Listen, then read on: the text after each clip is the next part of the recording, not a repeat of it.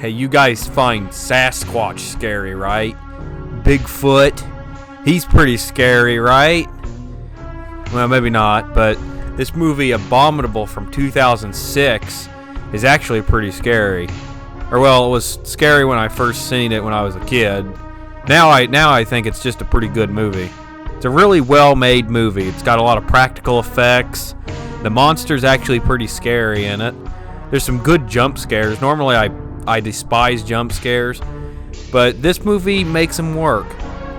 It's not like that shit nowadays that we got with like the Nun or The Conjuring or those other movies like that. No, this movie's just a simple monster movie. You get a monster, you put the main characters in the woods alone with the monster, and they got to deal with the monster. Simple, formulaic, good horror movie shit. So the movie's plot is pretty simple. It basically just follows around the main character, this guy named Preston, and in a rock climbing incident, his wife was killed, and he became crippled and put in a wheelchair. Now, of course, he sees Sasquatch, and his caretaker doesn't believe him, and nobody else is around aside from these women in a cabin right next to this cabin, and he can't get over there to talk to them and tell them about it.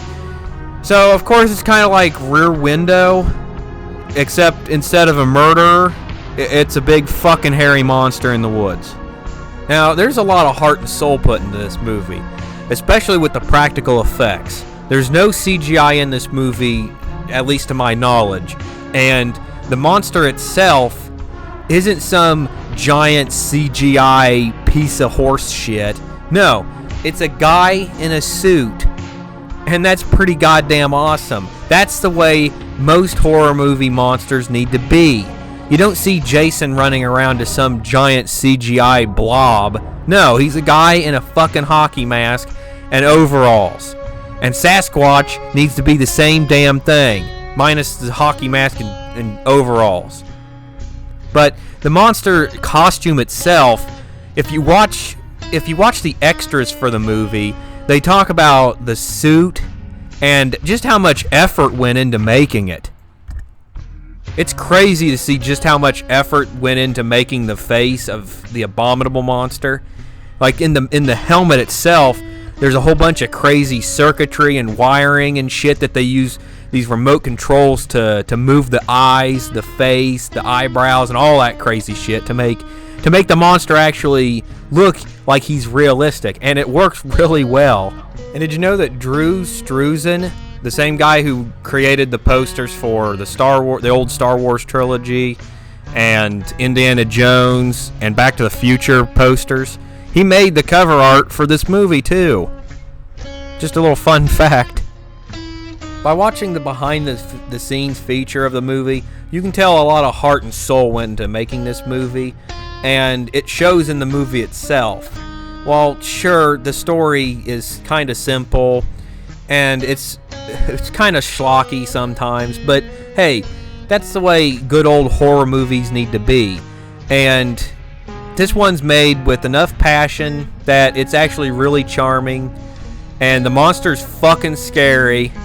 I mean, looking back, he's not as scary as he was when I was a kid and I first seen it, but I mean, he's pretty damn scary still. It's kind of like The Thing. I have the same kind of thought process with John Carpenter's The Thing. When I first seen that movie as a kid, it scared the shit out of me. But now when I watch it, I just have so much love for it. There's just so much respect for the movie, and this movie's kind of the same way. When I first seen it, it scared the fuck out of me. But now, looking back, I'm like, wow, this movie was made with just a tremendous amount of heart and passion. And it really shows in the end results. I highly recommend watching this movie.